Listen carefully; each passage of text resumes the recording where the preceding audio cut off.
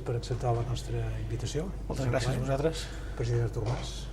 És un plaer tenir-los tots dos aquí, com hem comentat anteriorment, perquè vostès són els grans protagonistes del que ha passat en aquest país els últims 15 dies. Tinc una curiositat prèvia, jo.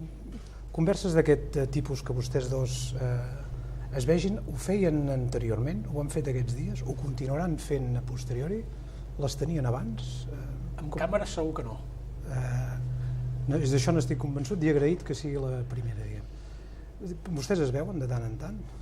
Ens hem vist unes quantes vegades des de que el president Puigdemont és president i intueixo que ens seguirem veient sovint. Però no han pactat veure's periòdicament? De fet, sí que vam quedar, des de la primera conversa abans que jo acceptés, per mi era una condició indispensable que mantinguéssim una relació de proximitat.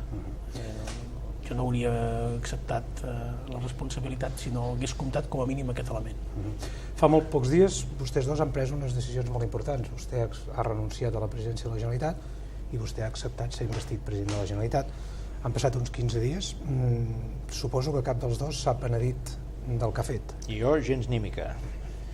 Absolutament gens ni mica, perquè va ser una decisió madurada. La gent pensa que va ser improvisada de les darreres 48 hores i és veritat que va agafar cos en les darreres 48 hores, però no és menys veritat que abans que comencés la campanya de les eleccions espanyoles, que va començar el 3 de desembre, si no recordo malament, jo tenia al cap una possible solució d'aquestes característiques i la tenia comentada almenys amb una persona. Per tant, no em puc penedir d'una cosa que jo tenia clara que podia passar, no que passés necessàriament, però que podia passar, i al final em vaig convèncer que no només podia passar, sinó que havia de passar. I per això, doncs, en les darreres hores es va accelerar tot el procés de renúncia meva, i jo agraeixo moltíssim, i crec que com a mínim una gran part del país també ho pot fer, agraeixo moltíssim que en Carles Puigdemont en aquell moment tingués el coratge i la visió i el patriotisme d'acceptar un repte d'aquestes característiques i a més en aquest moment, que no és cosa fàcil. Continua tan convençut com fa 15 dies? És que, si fos el cas que fos així, que no és, tampoc hi tindríem dret, perquè les circumstàncies en què s'ha produït aquest relleu han estat tan excepcionals, el moment que viu el país és tan transcendental que fins i tot en el cas hipotètic que no és la situació actual, de que diguéssim, ostres, tampoc hi tindríem dret.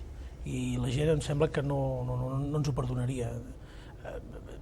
Quan vam dir temps enrere, molt temps enrere, que aquest és un procés que ens el crèiem, que anàvem de debò, que era un procés que enteníem que no el fèiem els polítics, ni els partits, ni les institucions, sinó que el feia la gent, finalment les biografies personals importen el que importen, però el que compta és la voluntat de la gent. President Mas, per vostè no devia ser una decisió fàcil. Gens. En quin moment veu clar, i per aquests dies tots els mitjans fan càbales d'en quin moment vostè pren la decisió, en quin moment vostè diu jo m'he de retirar?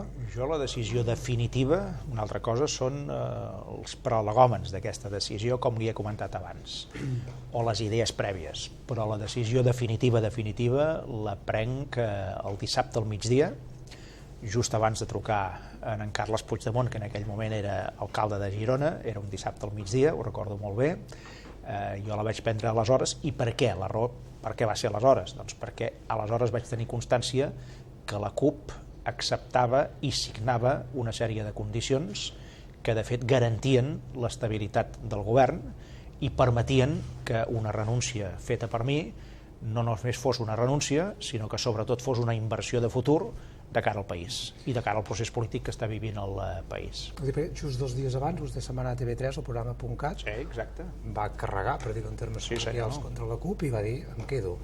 Això era una estratègia per portar també la negociació al punt de l'abisme? No, jo el dijous al vespre estava absolutament decidit, com a últim remei i com a mal menor, i a contracor estava absolutament decidit a anar a les eleccions. Prova d'això és que tinc una sèrie de col·laboradors, tant a nivell de partit com a nivell de govern, que el divendres a la tarda, l'endemà d'aquest programa que vostè esmenta, van ser reunits en el Palau de la Generalitat, a la Casa dels Canonges concretament, i en allà doncs, vam planificar la signatura del decret a partir del qual es dissolia el Parlament de Catalunya i es convocaven les eleccions pel dia 6 de març, estava tot preparat per aquesta possibilitat. La primera conversa en què parla de... Ara jo no volia les eleccions, però no tenia més remei que anar-hi, tal com havien anat les coses per part de la CUP. Les eleccions haguessin sigut pitjor que aquesta solució, evidentment. Segur, per això estic tan convençut que vam prendre la decisió correcta, perquè l'escenari electoral era l'últim remei, però no era el millor. Ara, si no hi havia més remei, doncs hi havíem de ser, hi havíem d'anar, però no perquè volguéssim que aquell fos l'escenari escollit. Tant és així que vostè recordarà que vam exhaurir gairebé 3 mesos de negociació amb la CUP per evitar precisament que anéssim a les eleccions.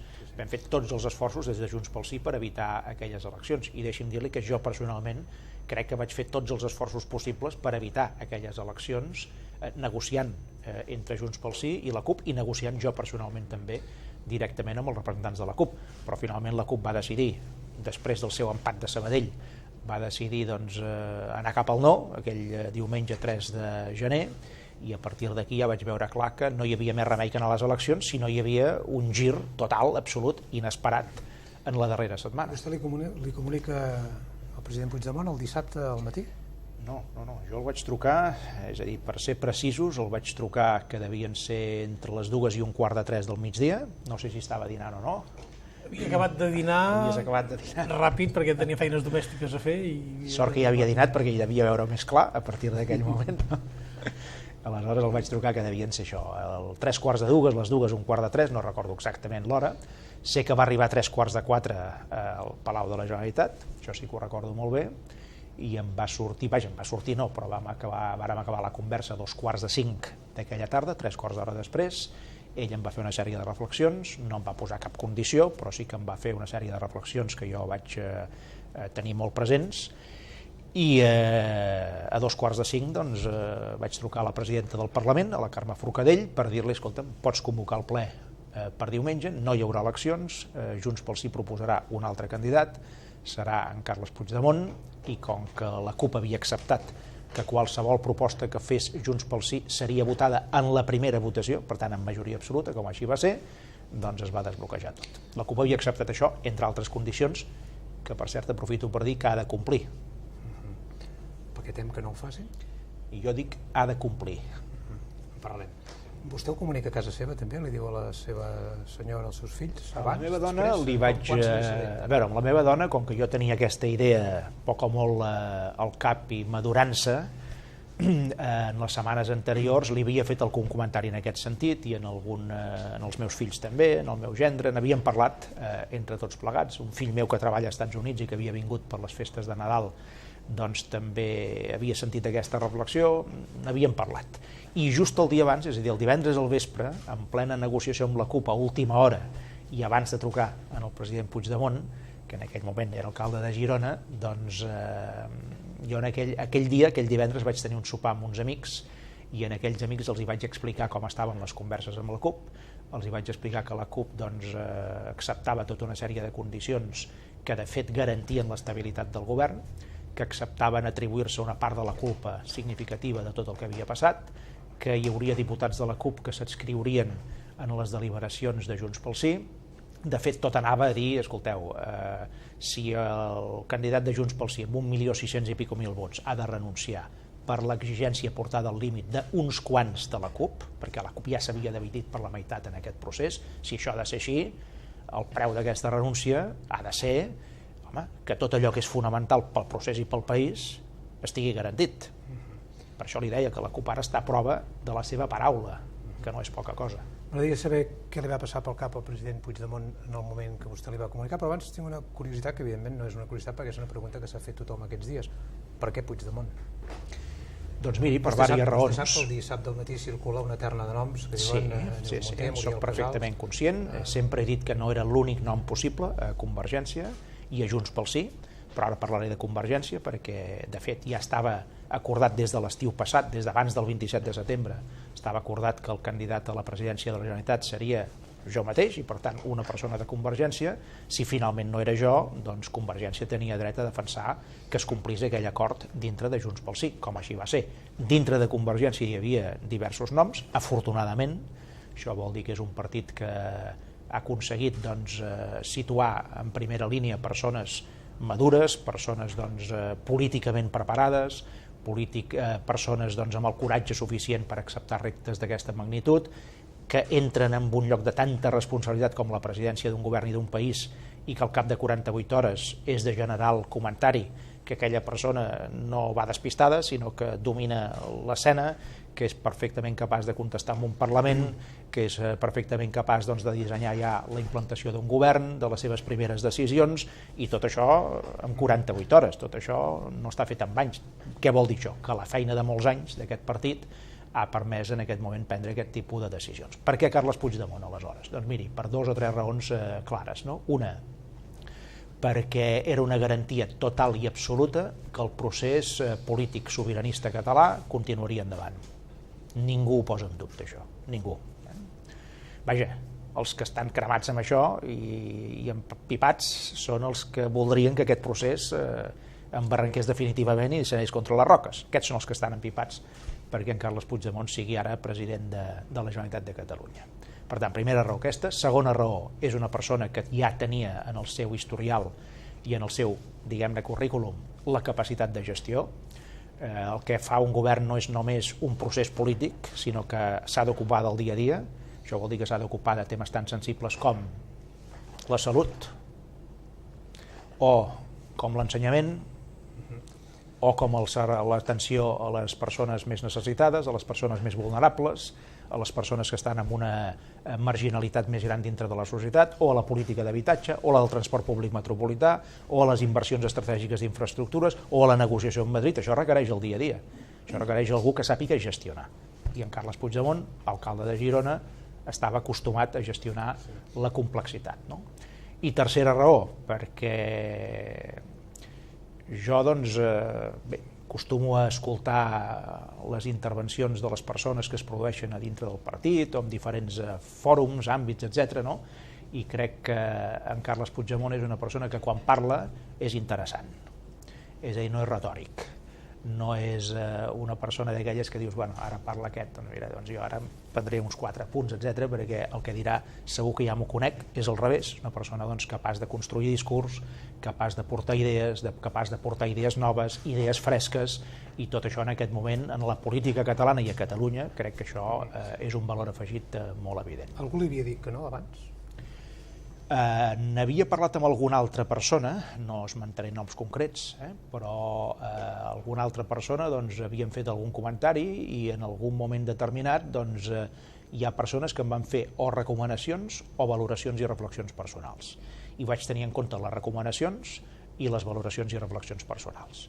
I li he de dir que unes poques persones, perquè ho vaig poder comentar amb molt poca gent, abans de prendre aquesta decisió per part meva, unes poques persones em van defensar com un dels possibles noms, però clarament com un nom de primera línia, en Carles Puigdemont. President Puigdemont, vostè se'n va a Palau el dissabte dia 9, al matí. Va amb una decisió presa, vostè sap el que li proposarà Artur Mas, s'agafa un temps per pensar, pacten que el contestarà al cap d'uns dies, com passa una cosa? Les circumstàncies van ser molt precipitades i quan rebo la trucada que vagi a Barcelona no per parlar d'un tema de l'AMI. Havia estat a la negociació el divendres com a president de l'AMI. Doncs intueixo que per què se'm crida, i quan el president em fa la pregunta de si cal o no cal que en parlem, que jo crec que és una pregunta molt rellevant, perquè jo li dic que cal que en parlem per moltes raons, i li vaig intentar explicar i no les perdé de vista.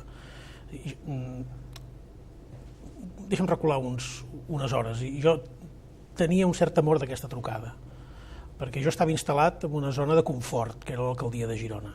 No perquè fos una zona, diguem-ne, de feina fàcil, però és un projecte que ja estava en fase de control i que ara venien uns anys de lluïment, de tota una feina feta des de baix, de preparatòria, d'haver tingut algunes polèmiques i haver-los guanyat, i ara venien uns anys, diguem-ne, de legítima, diguem-ne, satisfacció de l'obra feta. Per tant, veia que una proposta d'aquest tipus m'apartaria d'aquesta zona de confort. Dos, perquè jo no hi podia dir que no. Primer, per no... Jo crec que instal·lar-te en una zona de confort en aquests moments és profundament insolidari. Segona, perquè venia d'un gest d'un gran sacrifici polític i personal del president Mas. I tercera, perquè jo, com a president de l'AMI, com a alcalde de Girona, jo mai no he estat amb mitges tintes en el procés. I he demanat als altres una fermesa i una claredat que jo m'havia d'aplicar a mi mateix. I per tant jo no podia en cap cas dir que no si el president escoltava les reflexions que jo li havia de fer. I llavors, quan arriba el moment, em sembla que ens entenem fàcilment del que estem parlant. Estem parlant de salvar un procés. Estem parlant d'evitar un escenari que consideràvem que era el pitjor, que eren eleccions.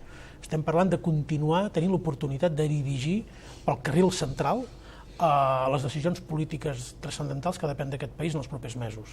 I això ho garanteix Convergència, ho garanteix Junts pel Sí i ho garanteix una manera de fer. Si això ho podíem garantir, doncs calia fer els sacrificis al nivell que ell l'ha fet i que l'ha fet altra gent. I per tant, des d'aquest punt de vista, el viatge cap a Barcelona, que el faig sol, conduint sol, és per fer el mapa de les primeres dificultats o dels primers inconvenients per posar-ho sobre la taula i... És que vostè fa servir el terme temor, no? Temia que anés per aquí, no? Sí. Vostè coneix altra gent que potser li hagués fet il·lusió i no temor. Jo crec que en aquestes circumstàncies il·lusió no seria la paraula que ningú del partit hauria rebut, perquè sabíem que si això es produís perquè finalment la persona que nosaltres havíem confiat el lideratge i que l'havia gestionat i que ens havia portat en el país a on érem, es havia de portar. I per tant això no admet cap tipus de celebració ni d'eufòria. Per tant és una circumstància que no desitjada. I per altra banda perquè en el meu cas jo no m'havia preparat per ser president. Jo en el meu imaginari polític vostè no s'havia imaginat?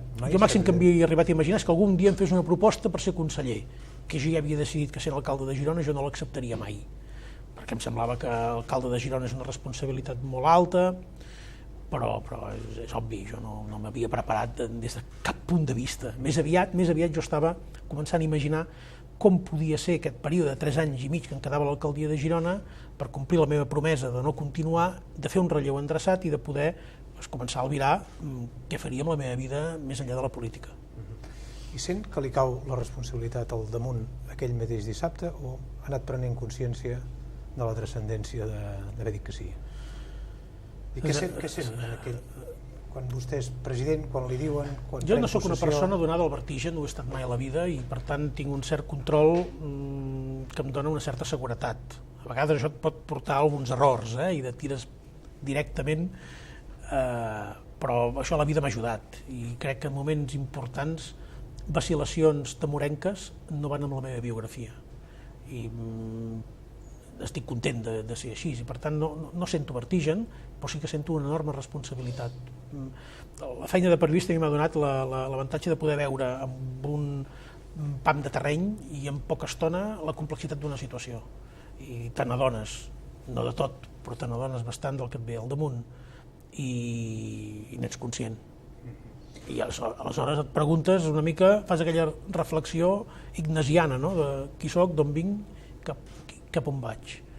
I dius, bueno, en els meus valors fundacionals això no hi desencaixa. Aquesta responsabilitat i aquesta enorme complexitat no desencaixa, no desentona. Per tant, doncs, les circumstàncies et porten aquí, seria d'irresponsable no assumir-la. I ho comunica a la família prèviament, posteriorment? Gairebé simultàniament. La meva dona aquell dia havia agafat un dia, m'havia dit, escolta'm, aquest dissabte puc anar tranquil·lament a Barcelona amb unes amigues que vull anar a mirar algunes coses? Jo li he dit sí, no tinc previst res perquè ja havíem passat festes de Nadal, i jo em havia quedat les dues nenes i passejàvem per Girona, per tant estava... No va ser culpa meva, està clar que no va ser culpa seva. I quan ja havia arribat a Barcelona l'adverteixo de la trucada que tinc i que probablement doncs això aniria per aquí i que què feia amb les nenes, jo aquí els deixava, perquè ella estava a Barcelona, els amics amb qui acostumadament ens fem aquest tipus de favors mutus no hi eren tampoc, i vaig haver d'improvisar una solució per un altre amic que passava per allà i dir, escolta, me pots guardar les nenes una estona perquè la meva dona està tornant de Barcelona, la meva dona, i fins que no es pugui fer càrrec de la situació, doncs les nenes pobretes no poden estar desemparades. I un cop vaig endreçar-les, diguem-ne, amb uns bons amics, vaig agafar el cotxe i vaig anar... La meva dona ja estava advertida, no vam tenir temps de negociar-ho, òbviament, perquè quan arribes a aquest punt... Trasbals familiars. És lògic, és normal. Dir el contrari seria mentir. Dir que això no representa un enrenou familiar seria mentir. per tant, però vaja, tots som conscients que hem de fer el que calgui per tirar endavant el país. El dissabte se sap que vostè serà president, s'investeix, fa el ple d'investidura el diumenge, però vostè, tot i ser alcalde de Girona i president de l'AMI, és un desconegut per molta gent d'aquest país, no? En canvi, vostè, en el ple d'investidura, dona una sensació de seguretat, sobretot a les rèpliques. Vostè va tenir aquesta sensació de seguretat? Es va sentir còmode? A veure, jo la seguretat l'he tinguda sempre. Altrament jo no m'hauria presentat a l'alcaldia de Girona en les condicions en què em vaig presentar, que ara són no evidents, però en aquell moment eren molt adverses. Si jo hagués tingut inseguretat ja no hauria acceptat el repte. I me veia convençut de fer-ho bé i de tirar endavant el projecte. Per tant, no era inseguretat, era respecte escènic, però tanmateix, com que ja porto uns quants anys de diputat i ens coneixem amb alguns, i la política, diguem-ne, nacional no m'ha estat aliena, malgrat que he fet d'alcalde, però m'ha interessat sempre, i ja abans de la política nacional, diguem-ne que alguns arguments ja els tinc acostumats. Tanmateix, me vaig donar compte en el moment de la rèplica que m'havia estat d'important haver estat a l'Ajuntament de Girona. Això sí que me vaig adonar en aquell moment. Tothom ho diu, que l'escola de política són els ajuntaments i, evidentment, i ho creus, però me'n vaig adonar del que important que ha estat l'aprenentatge municipal en el debat parlamentari, perquè de fet en el ple de l'Ajuntament de Girona, que acostumaven a durar 7 hores, 8 hores, el torn de preguntes dels grups de l'oposició, que era molt alt, es produïen desenes de preguntes imprevistes i els hi has de donar resposta. I això I en la seva terrada imprevista, forçosa, no sé com he de qualificar, en aquest ple d'investidura, se sent ben tractat per l'oposició? Hi ha coses que crec que... A veure, jo els admeto també que la sorpresa de la situació els va deixar una mica descol·locats i això no els va donar temps a preparar segurament el to en alguns punts que crec que haurien d'haver tingut. Tampoc puc dir que em vaig sentir molt menyspreat, però sí que és veritat que va haver algun passatge en alguna intervenció que se la podien haver estalviat des d'aquest punt de vista. Però l'entenc, perquè per ells 24 hores enrere o 48 hores enrere aquella situació era inimaginable. Tant la dispenso, però jo la vaig voler respondre també, perquè crec que era important que quedés clar que al davant no hi tenien un holograma. O sigui, algú que ha assumit una responsabilitat molt difícil, amb unes circumstàncies que els hem d'explicar molt, però que l'assumim totes les conseqüències i amb totes les atribucions del càrrec. I per tant amb la màxima exigència de respecte i consideració cap a la persona i cap a la figura. I això jo sé que ho he de guanyar-m'ho, no ho dono per sentat, però tampoc accepto que se'm discuteixi. No puc no preguntar-li sobre l'alcaldia de Girona. Vostè és president de la Generalitat d'una manera imprevista. A Girona, Albert Ballesta ha arribat també a ser alcalde de Girona de manera imprevista i un pèl estranya, si em permet l'expressió. És el número 19 de la llista, no era ni regidor, s'hi ha afegit a més que el ple d'investidura s'ha hagut de repetir. Per què decideix el número 19 de la llista? Vostè entén que això ha provocat... Ho entenc i ho hem explicat i ho hem de continuar explicant i ho explicarem tantes vegades com faci falta, però estic convençut que la gestió de l'Albert s'encarregarà d'explicar-lo per la via dels fets molt ràpidament. Si jo hagués pensat que havia d'abandonar precipitadament l'alcaldia de Girona i per tant havia de pensar en un relleu, l'Albert hauria sigut regidor i l'Albert hauria sigut l'alcalde indiscutiblement perquè té les atribucions per ser-ho. Però en els meus plans no figurava això. En els meus plans figurava fer un relleu democràtic, participatiu, de la candidatura que hagi d'encapçalar el 2019 a la ciutat de Girona. Jo no volia designar un successor, perquè aleshores de què estem parlant quan diem que hem de renovar el partit? De què estem parlant quan diem que hem d'obrir la política a la societat?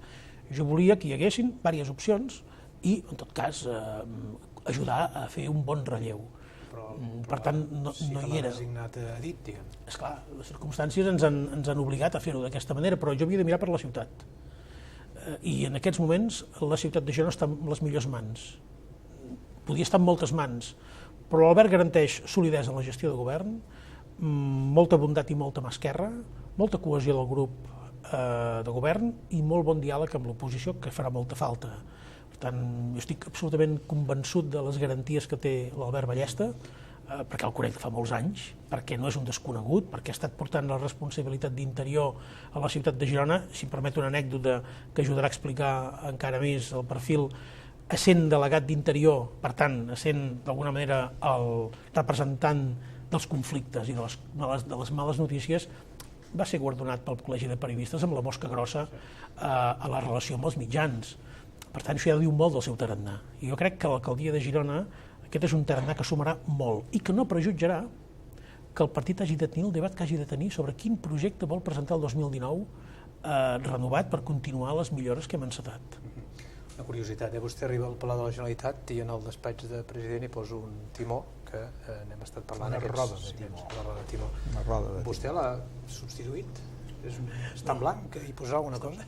Està en blanc, no hi he tingut temps de pensar. Està en beix. Exactament. Perquè la paret és de color beix. Els claus estan posats i mirem d'aprofitar-los. Sí que tinc ganes de posar-hi algun element.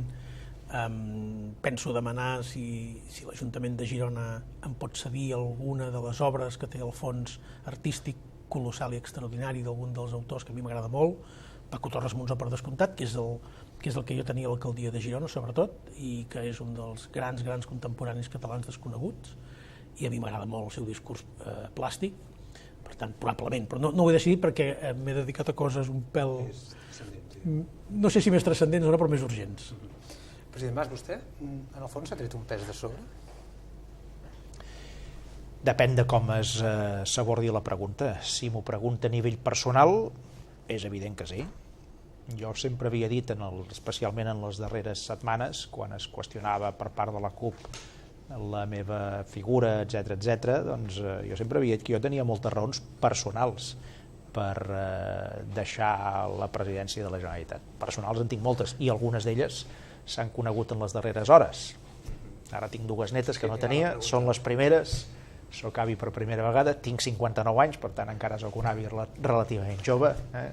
Hi ha moltes coses que em fan il·lusió, i no només la família, que també, sinó altres aficions personals meves, doncs que jo he hagut d'abandonar pràcticament totes en aquests darrers, no només 5 anys, sinó en els darrers 15, perquè jo portava 15 anys en primeríssima línia política, des del relleu del president Pujol a l'any 2002-2003. Són molts anys i he rebut molt. I què fa que no podia fer? A part de fer d'avi. Ara encara no, encara estic molt enfeinat i no ho acabo d'entendre, perquè jo ara hauria d'estar un pèl més relaxat, però vaja, que no sigui mal de la pròpia bèstia, això espero que no, espero saber-me corregir a mi mateix, no? Però tot i que ara estem bé amb tot el parèntesi aquest d'organitzar la nova oficina, i sobretot jo he hagut de tornar-me a ocupar fons de tot el que és la renovació i posada al dia del partit, en aquest cas de Convergència, això és una feinada de cara a aquests propers mesos, etc. Contestar l'allau de trucades, correus, cartes que estic rebent de molta gent del país, això també requereix moltes hores, ajudar en el govern i en el president amb tot allò que se'm demani, que des del primer dia vaig intentar fer entendre que aquesta seria la meva actitud permanent. Bé, en aquest sentit jo tinc molta feina, però és evident que jo, per exemple, no sé, a mi m'agrada molt llegir. Jo aquests últims 15 anys he llegit molt poc. Informes. Sí, home, d'aquests n'he llegit molts, però clar, però aquests ja està bé, aquests eren per obligació del càrrec, però no eren estrictament per un plaer o per un gaudi personal, no? Jo vull recuperar això, vull recuperar, per exemple, que si algun dia puc viatjar, doncs que no sigui allò amb jornades de 15 i 16 hores de feina, que no veus absolutament res, només vas d'un hotel amb un despatx, d'un despatx a no sé on, estàs tot el dia pendent de la feina, això és com he viatjat jo els darrers 10 o 15 anys, no? I també els darrers 5 com a president, i dedicar temps a la família n'hi he pogut dedicar poc, dedicar temps en l'esport n'hi he pogut dedicar molt poc, hi ha un munt de coses que jo m'agrada fer i que he pogut fer molt poc. Vostè, president Puigdemont, ha dit en algun moment pensava per algun càrrec o per utilitzar Mas en aquest procés. Aprofitant que el president diu que voldria viatjar, ha pensat en un aspecte en exteriors? N'hem parlat i n'hem de continuar parlant, i té una feina molt important a fer. Ja vam quedar cada càrrecs, ell no en vol, ni oferiré, i no crec que és la situació, però sí que ell és un actiu molt important, internament i externament, i malbaratar aquest actiu no té cap intel·ligència. Vostè, en el fons, per tant, a nivell personal tenia moltes raons. A nivell polític, doncs la decisió va ser més complicada. A nivell personal va ser molt fàcil. A nivell polític va ser més complicada. Vostè se sent incomprès, vostè convoca eleccions el 2010, el 2012... Incomprès no, el que passa que jo he procurat fer un parell o tres de coses. La primera és escoltar el que jo vaig entendre, vaig intuir que era un clam molt majoritari d'aquest país, que no s'havia donat mai en les darreres 3 dècades. Des de la reclamació aquella d'amnistia, llibertat, estatut d'autonomia, dels anys 70 molt llargs, no hi havia hagut un moviment en el nostre país des d'un punt de vista d'objectius nacionals tan potent com el que hem viscut en aquests darrers 3 anys. Vaig procurar escoltar el que era la veu d'una part molt important del poble de Catalunya i la reclamació, i vaig intentar canalitzar el millor que vaig saber tota aquesta veu, que no era fàcil de canalitzar, entre altres coses, perquè una cosa és proclamar això, que vols un estat amb una manifestació, i una altra cosa és aconseguir això amb un estat com l'espanyol, que el que vol és enderrocar-ho tot i anul·lar qualsevol possibilitat en aquest sentit, utilitzant en aquesta línia tots els mitjans que tenen al seu abast, que no són pocs, com alguns hem pogut experimentar a nivell polític i fins i tot a nivell personal en aquests darrers temps. Per tant, vaig procurar això, vaig procurar una altra cosa, que no sempre és fàcil a la vida, jo ho reconec, i en política encara ho és menys, que és ser conseqüent entre les paraules i els fets. Hi ha moltes proclamacions, hi ha molts discursos, hi ha molta tertúlia, hi ha tot el que vostè vulgui, però després l'adequació dels fets a les paraules brilla gairebé sempre per la seva absència. I jo vaig procurar modestament que les meves accions fossin corresponents a les paraules, no que proclamava jo, sinó que proclamava una gran part de la gent. I després l'altra cosa que vaig procurar és jugar-me-la en tot moment. No vaig pensar en quant temps, segons com facin les coses, tu seràs president. No vaig pensar en aquests termes. Vaig pensar què és el que ara necessita el país, independentment de si això t'ho és més còmode o no, personal i políticament. I vaig procurar actuar en conseqüència, i crec que en aquest sentit, també molt humilment ho dic, però crec que en aquest sentit, si s'ajutgen amb una mica d'objectivitat la trajectòria i les decisions que jo he pres en aquests darrers 5 anys, crec que poder dir que he actuat d'aquesta manera, i que me l'he jugada en tot moment. I a partir d'aquí, la decisió políticament no va ser fàcil, perquè jo també hi veia un component d'injustícia en tot això. Jo li veia aquest component d'injustícia. El 2010 o el 2012, Convergència... El 2010 no les vaig convocar jo, les va convocar el president Montilla. Jo m'hi vaig presentar com a candidat per tercera vegada. Pensi que jo m'he presentat a les eleccions com a cap de llista o com a candidat a la presidència 5 vegades en 12 anys, senyor Girgo. 5 vegades en 12 anys. I 5 vegades en 12 anys vol dir un promig de 2 anys i una mica més cada... Vaja, un promig d'això, de 2 anys i una mica més. Això és d'una intensitat tremenda. D'aquestes 5 vegades que les hem guanyat totes, he sigut president dues. Dues m'ho va impedir el tripartit, els 2 tripartits. I l'última, la meitat de la CUP. I en el sentit que del 2010 al 2012 Convergència fa un pitjor resultat, pel camí Convergència i Unió es trenca, vostè convoca un nou himne i té una querella de l'Estat, i amb tot això el premi és que vostè ha de renunciar. Sí, aquí hi ha hagut una cosa que és molt curiosa, que de tant en tant en aquest país nostre pot arribar a passar, com s'ha demostrat ara. Fixi's, jo era el personatge més perseguit dels grans poders de l'Estat, i no només polítics, mediàtics, econòmics, en alguna mesura judicials. Jo era l'objecte del desig. A mi em volien, no literalment, però em volien tallar el coll. Aquests, precisament aquests. I quina aliança van trobar a Catalunya? L'aliança que van trobar va ser la meitat de la CUP, que precisament té com a nord lluitar contra aquests poders. I no només lluitar-hi, sinó canviar-los, que no tinguin aquests poders. Són coses curioses. En un parell d'ocasions, vostè ara segurament no es tornaria a abraçar amb en David Fernández. Sí, ho tornaria a fer, perquè aquella abraçada no era política, era personal. Això tampoc es va entendre en el seu moment. Jo amb aquella abraçada no estava diguem-ne, acomboiant a la CUP. Jo no estava fent grossa la CUP amb aquella abraçada. Jo demostrava un afecte personal amb una persona amb la qual havia teixit uns lligams i uns llaços d'una relació personal cordial, positiva, etc., fins i tot d'una certa amistat, que jo separava del que representava la CUP, que havia sigut útil en alguns moments claus de tot aquest procés, i que moltes vegades es mostrava aquest efecte natural sense necessitat de posar-hi el càlcul estrictament polític. La diputada Anna Gabriel havia d'haver plegat com ha fet vostè? Havia d'haver renunciat? Això és un tema seu, vull dir, jo no puc jutjar-ho, això, no? Però cadascú amb la seva responsabilitat. Segurament l'Anna Gabriel deu haver demostrat més ganes de tenir càrrec que jo mateix. També és curiós, això. Però les coses són com són. Aquells que presumeixen que no volen càrrecs, a vegades, en el moment de la veritat, estan més enganxats en els càrrecs que aquells que són vistos com aquells que no en volen sortir. Ja ho veu per la via dels fets.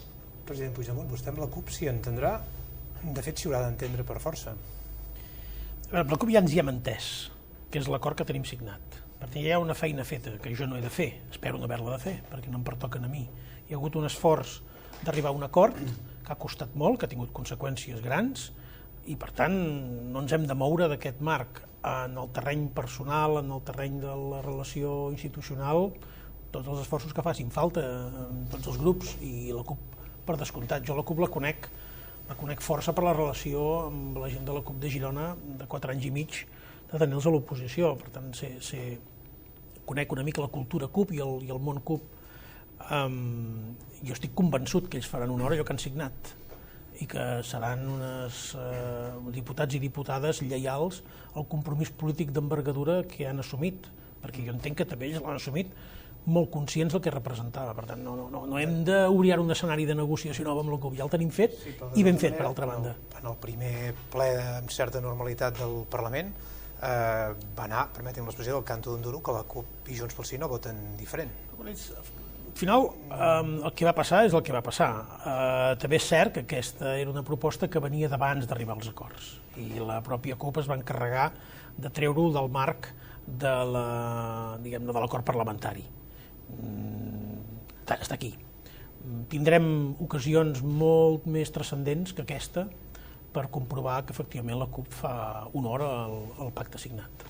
I Esquerra Republicana serà un membre del govern, un soci fidel en aquest procés? És que el govern és de Junts pel Sí.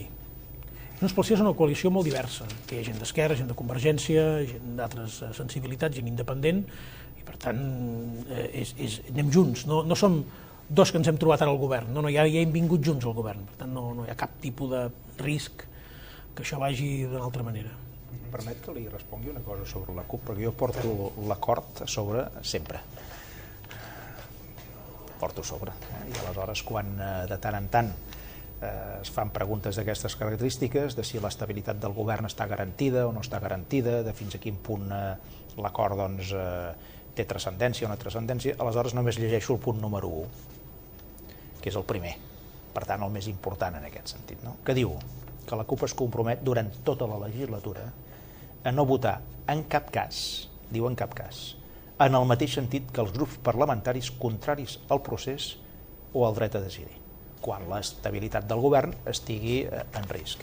Quan està en risc l'estabilitat d'un govern? Quan es vota en el Parlament. El govern, per tenir estabilitat, no ha de perdre votacions en el Parlament. La CUP es va comprometre a que no en perdria.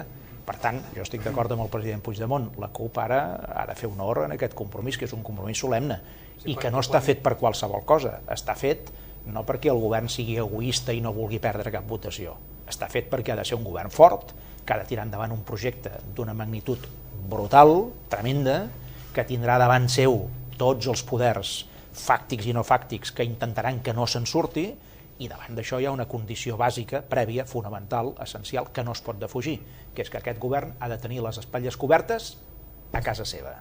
I a casa seva on és? Aquí a Catalunya, i en el Parlament de Catalunya. I si la meva renúncia val alguna cosa, val aquesta estabilitat. Per tant, escolti'm, ara aquesta estabilitat s'ha de demostrar d'aquí al final de la legislatura. Però si no és per un acord de darrera hora, el darrer ple, hem d'interpretar que el retorn de la paga dels funcionaris té a veure amb l'estabilitat del govern, o podien haver votat en contra com havien anunciat inicialment? Jo crec que no, en cap cas... Si el punt número 1 refereix a estabilitat del L'estabilitat govern... del govern passa per no perdre votacions, senyor Xirgo. Si es perden votacions, l'estabilitat del govern no està garantida, i per tant aquest punt queda incomplert. I jo sembla que tenim el dret... No tenim motius per sospitar que la CUP no complirà això. Per tant, dit això, tenim el dret a ser molt exigents al compliment d'allò pactat. Perquè ens ha costat molt i molts sacrificis arribar a aquest acord. I tots hi hem posat, i jo crec que nosaltres, el president Mas en primer lloc, és evident que hi hem posat molt. complir allò signat no ha de ser tan difícil, i segur que no ho serà.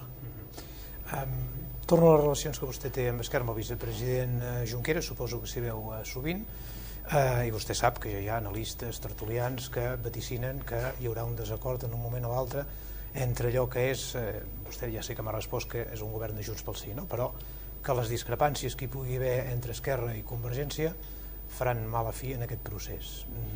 Vostè té Aquests auguris sempre són interessats. Ni que anéssim en el millor dels mons possibles i que el dia a dia desmentís els auguris, sempre hi hauria algú que diria, com que són diferents i com que la història va passar no sé què, segur que un moment o altre passarà això. Això no passarà. Primer perquè les condicions en què hem anat al govern no és la d'un pacte posterior a unes eleccions en què hem hagut de fer concessions i recels. No, hi hem anat junts. Això és molt important. La naturalesa del govern és la unitat. No és la suma de diversitat, sinó que és la unitat. Segona, perquè som conscients, Esquerra ho ha demostrat i ho demostra cada dia, som conscients del que tenim entre mans. I ja no venim de zero, venim d'un llarg recorregut de negociacions no sempre fàcils que finalment han fet prevaler l'interès general, el bé comú, en aquest cas la voluntat del poble de Catalunya.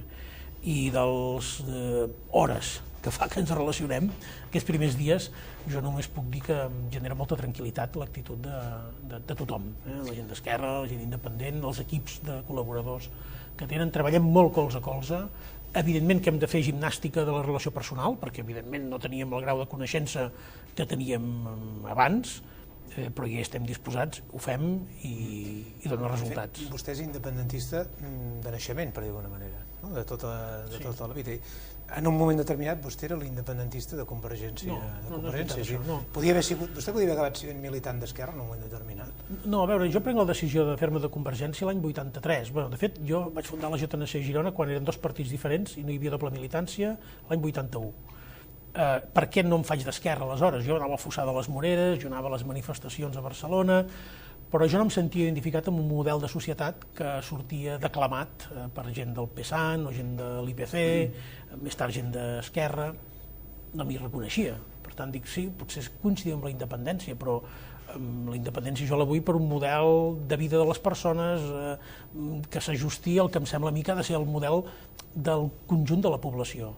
I no per res més que per això, no tinc cap aversió ideològica ni a la república ni a l'independentisme, però per mi el model de societat que encarnava la Convergència incipient d'aquells moments a mi em representava molt més. I hi havia un altre element que el podia observar des de fora i que encara el poso molt en valor, de fet el poso més en valor avui que aleshores, i és que per sort, diguem-ne, Convergència no és un partit doctrinari. No ha estat mai un partit que imparteix doctrina a la seva gent i els diu el que han de pensar i de quina manera han de parlar. I els altres partits, temo que d'alguns això passa, però a Convergència això no passa. M'he sentit molt còmode, no sent un independentista rar, perquè no era veritat. Jo, la gent que coneixia de Convergència, quan parlàvem de quin era el model ideal per a Catalunya, tothom entenia que el millor ideal era la independència, però que entenien que no hi havia, diguem-ne, la base social per fer-lo possible i que, a més, havien de donar una oportunitat a allò que als anys 80 encara era una esperança, que ara ja sabem que és una frustració, que és a dir, ens conviden a construir un estat espanyol democràtic. No podem pas dir que no, perquè el catalanisme sempre ha estat això. El que veiem ara és que, evidentment, això ha estat un esforç que no ha donat els resultats esperats, però a mi em semblava que era raonable ajudar a un partit que no tenia la independència com a objectiu, però que no n'era contrari. No era un partit antiindependentista. Aleshores, i mai a mi em van demanar que deixés de ser independentista. Jo m'he expressat públicament a favor de la independència sempre. Mai ningú em va dir, escolta'm, com que ets de Convergència hauries de mirar de moderar-te en aquestes... Ningú. Al contrari, això va ser font de molt de debat intern al partit i per mi, feliçment, aquesta manca d'ortodòxia doctrinal de Convergència em sembla que és el que ha explicat el seu èxit social de tots aquests 30 anys. Dic que vostè va fundar la JNC. Quina edat tenia? No me'n recordo, era molt jovenet. Havia de ser molt jove, perquè la JNC vol dir joventut. Sí, era molt jovenet. Si ara el carnet jove el tens fins molt gran. No recordo quina edat, era molt jovenet. Recordo que vaig veure en el míting de l'any 80, de les eleccions de l'any 80, el míting que es va fer al Teatre Municipal de Girona, amb el president Pujol, la primera vegada que el veia, en Joan Vidal i Gaiolà, hi havia un grup de gent, de joves, que sacsejaven una bandera, que portava l'estel, i que parlaven d'independència. Ostres, dic, jo no havia identificat Convergència com un partit on la sensibilitat independentista hi pogués tenir xupluc. I vaig demanar, jo crec que no podia votar encara, vaig demanar els estatuts amb un amic de la família que era militant de Convergència, de la JNC. Em va venir amb els estatuts, amb els adhesius, ho vaig llegir, vaig veure que clarament era una opció autodeterminista i em va dir, doncs em sembla que és el camí. Jo coneixia molts independentistes de l'esquerra més radical i veia unes grans diferències de models de societat. Només ens unia la independència. Jo no feia la independència, jo no volia la independència per si mateixa ja aleshores. Jo ho veia com a vehicle per un model de societat determinat, però no en si mateixa, no m'ha interessat mai en si mateixa. Això és aquella edat en què vostè anava a fer estades a Poblet? Sí, posterior. Passava els estius? Els estius, sí, durant 3 o 4 estius, cada 15 dies, passava 15 dies amb els monjos de Poblet. Com vaig començar el primer de BUP, segon de BUP, com vaig acabar l'EGB, em va interessar un amic de la família que era capellà i que havia sigut monjo de Poblet, que se'n va sortir, me'n parlava i tenia contacte amb gent com el pare Alexandre Mas Oliver, l'abat Maure Esteve, i em van obrir les portes del monestir. Jo, que era un adolescent, eren molt pocs hostes fent vida amb ells, treballant amb ells, guanyant-me la vida allà amb ells, aquells 15 dies, amb un respecte absolut cap a les meves creences o no creences i amb un espai d'intimitat i de reflexió intel·lectual i espiritual que per mi va ser determinant per configurar-me com soc. I estic molt agraït d'aquelles estades. Com és? Hi ha gent que diu Puigdemont és tossut, és una persona tossuda. Sí, però va bé que tu t'ho reconeguis com a tossut, perquè llavors és l'única manera que tens que la teva tossuderia no et porti a errors més del compte. Jo em reconec tossut, és veritat. La tossuderia pot ser dolenta, però també pot ser bona, igual que altres coses. Aleshores, aquelles estades a Poblet em van permetre pensar, fer aquesta meditació que abans deia de Sant Ignasi, que la vaig fer molt profunda i la faig cada dia, dir jo qui soc i sobretot què no soc i d'on vinc i cap on vull anar. Posar aquestes bases fundacionals, la meva espiritualitat i la meva ànima, a mi m'ha donat molta seguretat en el futur i saber que soc imperfecte. I per tant, una de les imperfeccions, si la tinc identificada, la podré neutralitzar si em pot anar a la contra i en canvi la podré positivar perquè em vagi a favor. Tossut a vegades és més perseverant que obstinat. Si per tossut s'entén perseverant, escolti'm, xapó, perquè vol dir que és una persona que aleshores no cau ni en la primera tentació ni en el primer obstacle. Ara, si tossut vol dir obstinat, aleshores això et fa perdre la visió i la clarividència. President Mas, vostè no és independentista de naixement, vostè és independentista per decantació, diguem? Sí, per decantació, per evolució. Per aquesta gent que ha vist que no... Jo parteixo de la base que tota persona que es defineix com a catalanista, o en el nostre cas durant molts anys com a nacionalistes catalans, no posa mai límit en l'ambició nacional del seu país. Per tant, sempre intenta arribar al màxim autogovern possible, a la màxima capacitat de decisió pròpia que li permeten les circumstàncies. Per tant, el fet que jo no veiés que la societat catalana estava en aquest registre no vol dir que, com ha dit molt bé el president Puigdemont, Convergència fos un partit absolutament contrari en aquesta idea. Era un partit possibilista que veia quina societat teníem a Catalunya i la societat catalana molt clarament era majoritàriament entesa amb l'estat espanyol i sobretot pro-transformació de l'estat espanyol. Això és el que Convergència i Unió va fer amb èxit, amb bastant èxit durant 3 dècades. Ara, en el moment en què la societat catalana ha evolucionat, no només l'Artur Mas, sinó molta gent d'aquest país ha evolucionat i s'ha adonat que després de 30 i pico d'anys d'un full de serveis molt bo a l'estat espanyol per ajudar-lo amb tot i amb tot, amb totes les coses importants i transcendents que han passat, si després de tot això l'animadversió que hi ha, la intolerància que hi ha a que Catalunya pugui anar ampliant el seu autogovern, la seva capacitat de decisió pròpia, el seu sistema de finançament autonòmic, per tant el seu benestar col·lectiu, la seva projecció exterior, la defensa de la seva cultura, la projecció de la seva identitat, si tot això al final veus que se't gira en contra per aquesta intolerància, dius, escolta'm, tot aquest camí ha donat fruits, però no en donarà gaires de cara al futur i per tant aquí hi ha d'haver una evolució que s'ha produït en una bona part de la societat catalana. També deixi'm dir-li que he conegut bastants independentistes que han estat més còmodes amb la proclamació del seu anhel independentista que amb jugar-se-la de debò perquè aquest país arribi a ser independent.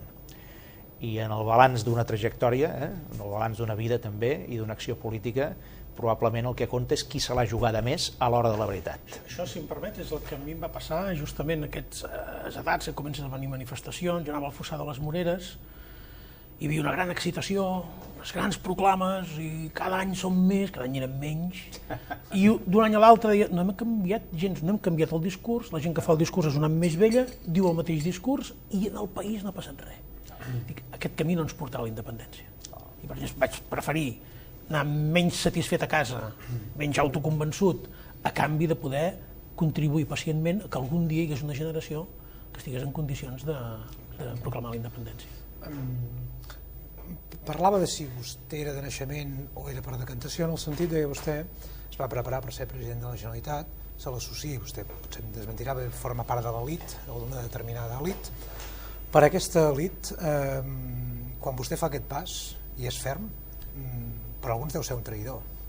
Però jo no formo part d'aquesta elit, encara que sigui fàcil doncs, per part d'alguns associar-m'hi. Jo no formo part d'aquesta elit, especialment de l'elit econòmica d'aquest país. Si per elit entenem la gent doncs, amb més capacitat financera i econòmica del país. Jo no hi he sigut mai en aquest registre. No? Ara, és cert que, com tot governant o com tot líder de partit que ocupa el carril central d'un país, jo doncs, he tingut contactes habituals amb gent que representa aquesta elit financera, econòmica, empresarial, associativa, etc., i amb molta gent, moltíssima més gent doncs, de la base del país que no formen part de cap elit, com no sigui l'elit patriòtica d'aquella gent que anònimament defensen el país en totes les condicions i en totes les circumstàncies. No? Ara, és veritat que... L'elit econòmica l'ha intentat convèncer que... A veure, si per elit econòmica entenem unes quantes persones que tenen influència i que representen un poder financer o econòmic significatiu, si entenem això, que bàsicament és això, és evident que aquest procés sobiranista català en aquest tipus de persones els incomoda. És evident. També deixi'm dir-li que en línies generals l'han respectat bastant des d'un punt de vista democràtic, en línies generals. Sempre hi ha hagut alguna excepció, però han lluitat per les seves idees o per les seves conveniències i els seus interessos. Això ho fa molta gent.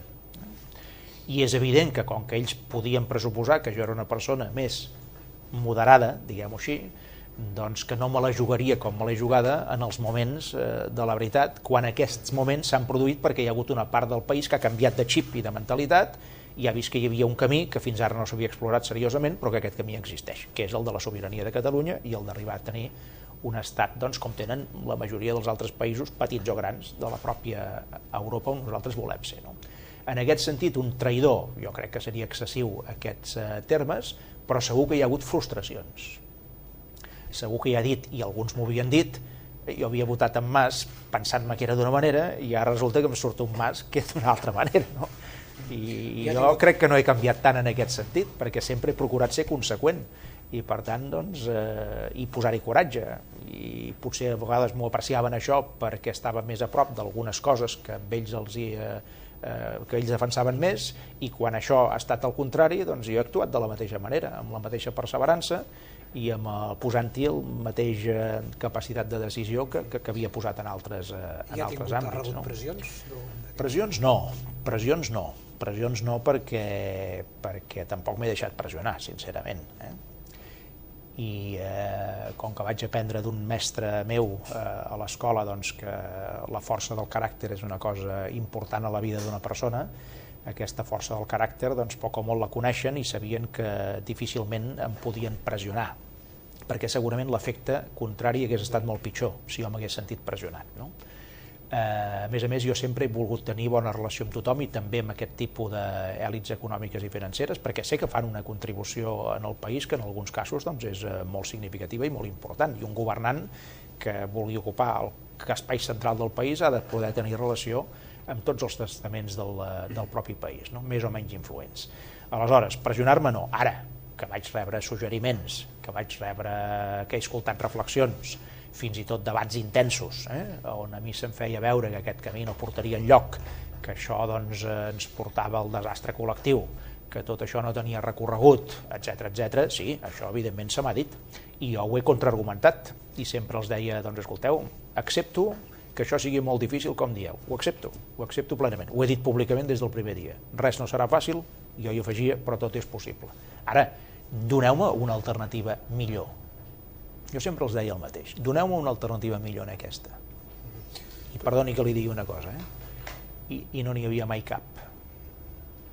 Potser arribarà. No n'hi havia mai cap. Què vull dir amb això? Que hi havia retòrica, això sí, o aquella il·lusió òptica, aquell miratge de sí, però quan vinguin les eleccions a Espanya tot això canviarà. Tot això ja ho hem viscut, han governat uns, han governat els altres, ja sabem què dona l'estat espanyol de sí respecte a Catalunya. I per tant, o l'estat espanyol canvia molt i ens demostra en el poble de Catalunya que realment hi ha una opció per fer les coses molt diferents, o nosaltres, un xec en blanc, en aquest sentit no el podem donar perquè ja tenim prou experiència acumulada en el catalanisme de fa més de 100 anys, i aquí ha passat tothom pel govern en les diferents èpoques, com per no caure en la més pura ingenuïtat. President, hi haurà una alternativa? I vostè se la creurà? Sobre la taula només hi ha una proposta política democràtica, que és la proposta que fa el govern de Catalunya. I no la fa d'ara, la ve fent i la ve acreditant amb un suport ciutadà clar i parlamentari. No hi ha res més sobre la taula. Nosaltres no som els que hem de buscar plans B, ni buscar-los i en ells l'alternativa que ens haurien de plantejar nosaltres perquè la compréssim. Això ja, i si no els hi fa res, irem passant nosaltres. I perquè algú es pensa que esperem que hi hagi una proposta, no esperem res. Si tenen alguna cosa a dir, ens la diguin. Escoltarem tot, parlarem amb tothom. Però sobre la taula de la negociació política i democràtica només hi ha un projecte polític i democràtic avalat, que és el nostre. Algun té algun altre? Presentin. No n'hi ha cap. Sí que n'hi ha un, perdó. Sí que n'hi ha un. El que coneixem ara. Sí. Quin és aquest? Que és un projecte, no ens enganyem. No ens enganyem. Sí que hi és un projecte alternatiu, sí. Però és el que coneixem ara, que és desballestar l'autogovern de Catalunya. Hi ha un projecte a Madrid, en aquest sentit, per part de gent molt poderosa. I residualitzar Catalunya. Clar que hi ha un projecte en allà, però és aquest, Ara es confronten els dos. El que deia el president Puigdemont, que és el nostre, i aquest altre. Aquí al mig n'hi ha algun altre de possible? Doncs els que tenen el poder per plantejar-lo, que el plantegin, perquè nosaltres ja l'hem plantejat moltes vegades des de Catalunya. Les terceres vies de Catalunya en som els superespecialistes mundials. Ara ens diuen a veure si nosaltres proposarem una reforma del model de finançament, que és dir que nosaltres els hi fem la feina que hauríem d'estar fent. Nosaltres no tenim cap obligació ja. Per després, perdona, president, per després ser acusats de que ens ho volem quedar tot. Exactament, insolidaris i tot el que vulgueu. A veure, sentint-los algú podria interpretar que vostès estan demanant que facin una oferta. No. El president Puigdemont ho ha dit molt bé. Diu, no n'esperem cap. Això no és demanar res. Nosaltres irem tirant. Algú té alguna cosa a dir? Nosaltres no fem cops de porta. Els cops de porta els han fet ells. Quan el president Mas va al president Rajoy a fer-li una proposta avalada pel Parlament de Catalunya amb una amplíssima majoria, d'aquelles que avui ningú discutiria, el que rebem és un cop de porta. El cop de porta nosaltres no en fem. Ens asseurem encara que sigui per fer inventari de les discrepàncies. Però no podem asseure'ns en una taula amb les cartes... Ara ens diuen el 48% a favor de la independència no és suficient perquè no ha passat del 50%. Tenen raó, no és suficient per arribar al final sense més, d'acord? Però permet avançar, evidentment, perquè té majoria en el Parlament de Catalunya. Ara, fixi's, quan jo vaig anar a la Moncloa a veure el president Rajoy el 2012, fa 4 anys, i li vaig parlar del pacte fiscal, que no era ni una consulta, ni l'autodeterminació, ni la independència, ni l'estat català, teníem un aval en el Parlament de Catalunya del 65-70%, molt superior al 50%, que és que ens varen escoltar amb el tema del pacte fiscal. Cop de porta total. Quan vàrem anar a defensar un referèndum no vinculant sobre el tema de l'estat a Catalunya, no vinculant, que volia dir que era una guia per saber quines majories hi havia a Catalunya, cop de porta total. Hi havia 2/3 del Parlament de Catalunya a favor del dret a decidir. Fins i tot el PSC en aquell moment estava a favor del dret a decidir. Després va baixar del tren, però en aquell moment es va presentar en unes eleccions a favor del dret a decidir amb una consulta, deien ells, legal i acordada amb l'estat espanyol, i la vàrem intentar acordar. Cop de porta total. Per tant, escolti'm, no és que no vulguem, és que simplement l'experiència ens demostra que a l'hora de la veritat, quan s'han d'enfrontar en el repte català, ells només tenen un projecte a hores d'ara conegut, només n'hi ha un, que és, els que manen ara almenys, que és desballestar l'autogovern de Catalunya i residualitzar Catalunya com a projecte. Aquesta és la realitat. President Puigdemont, l'altre dia en una entrevista a TV3 amb la Mònica Terribas vam saber la quantitat de gent que no l'ha trucat per felicitar-lo, no? Però tots eren polítics. A vostè l'ha trucat Fainé, Oliu, Godó, aquests cercles que estaven... L'han trucat? L'ha trucat molta gent, m'ha trucat molta més gent de l'àmbit, diguem-ne, de la societat civil, econòmica, esportiva o cívica, que no de l'àmbit polític. I l'àmbit econòmic? Sí ha vist amb alguns? Jo tinc un avantatge, és que jo ja m'hi veia abans com a alcalde de Girona, amb molts d'aquests que vostè diu, jo m'hi he vist com a alcalde de Girona, i m'hi continuaré veient. Per tant, justament aquí no he trobat cap tipus de... I amb algun segurament com a president de l'àmbit també t'hi digues bé. Sí, efectivament, feia poca estona, a més. Sí? Sí, però són també contactes que tenen més a veure amb l'esfera de la part privada de la gent d'una institució que no parla la part pública, i no tenen obligació de trucar-me. No obstant això ho han fet, molts d'ells. O m'han enviat una carta o han fet saber que tenien interès a parlar amb mi. I ho han fet. Per tant, jo ho valoro molt positivament. I en canvi, en l'àmbit polític, més enllà de la trucada del Pedro Sánchez i del Pablo Iglesias, el president d'Extremadura, que també va trucar, i el president de València, i algun altre més enllà d'això no hi ha hagut. L'Endacari, segur. L'Endacari també. Jo diria que l'àmbit econòmic sembla que serà molt important en aquest procés que ha de venir a partir d'ara, tenir-hi certa complicitat. Ho és sempre, però no farem, la nostra agenda política no la dicta ni els mercats, ni l'àmbit econòmic, ni el carrer, diguem-ne, combatiu. La dicta el tronc central de la societat catalana, que és molt plural, i aquí hi ha empresaris, hi ha treballadors, hi ha gent a l'atur, hi ha gent nouvinguda, hi ha gent de tota la vida, hi ha gent que parla amb una llengua, hi ha gent que en parla amb una altra, i és el que ens devem. I jo crec que aquí hi ha moltes confluències. Jo no he conegut res més definista que les empreses. Ara passa una dificultat determinada i les empreses són les primeres que s'adapten al medi.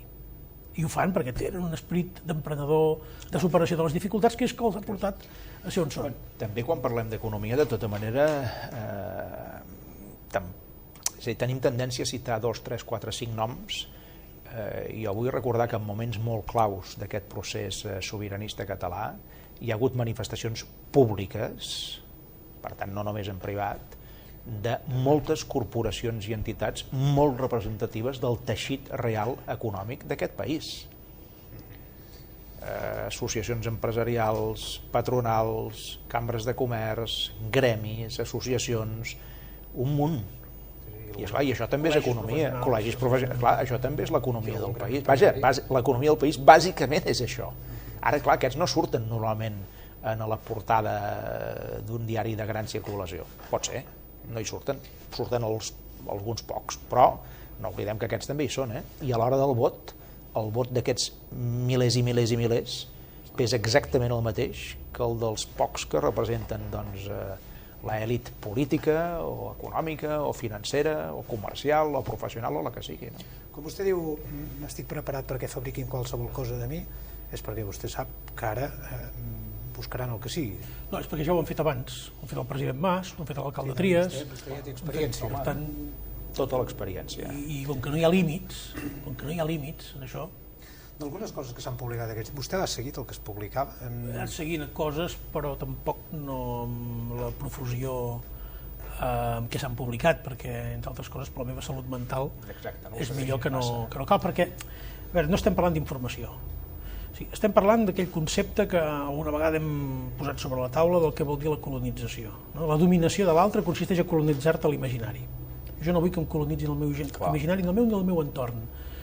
I intento tenir la meva profilaxi, tinc els meus mètodes, els meus protocols, ja de fa temps, per evitar que el contacte diari amb les xarxes socials, amb la informació, diguem-ne, viciada o malintencionada, això m'afecti. La intoxicació. La infoxicació, que se'n diu. La infoxicació. La infoxicació, que és la informació intoxicada, Exacte. que és un concepte, diguem-ne, que el tinc molt present, que el veig amb molta preocupació pel que pot representar d'afectació negativa a l'exercici del periodisme, que té un canal, que són les xarxes socials d'expressió salvatge, però jo aspiro a acabar el dia, diguem-ne, el menys contaminat possible. Per tant, una manera de no contaminar-me és de llegir segons quines bestieses s'han publicat. Molt important per poder prendre decisions amb llibertat. Pràcticament res. Jo pràcticament res.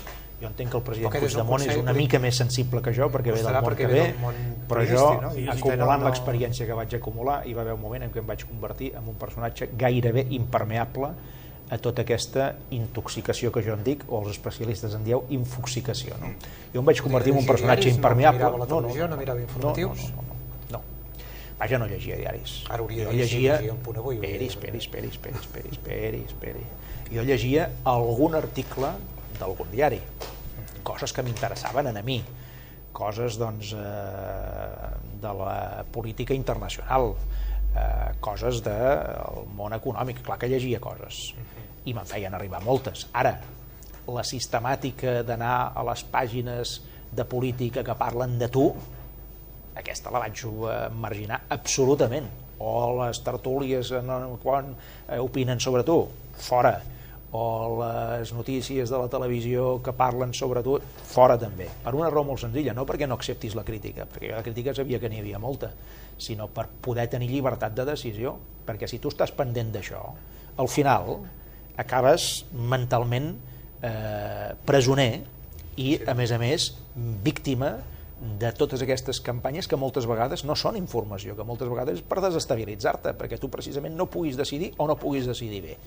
I per tant jo mantenia el contacte amb molta gent, rebia molta informació de molta gent anònima, contrastava moltes opinions amb els nostres equips, amb els col·laboradors, però em vaig convertir en un personatge impermeable davant d'aquesta infoxicació que jo sabia perfectament que tenia un objectiu que era desestabilitzar el que jo en aquell moment estava defensant. La seva profilaxis aquesta també?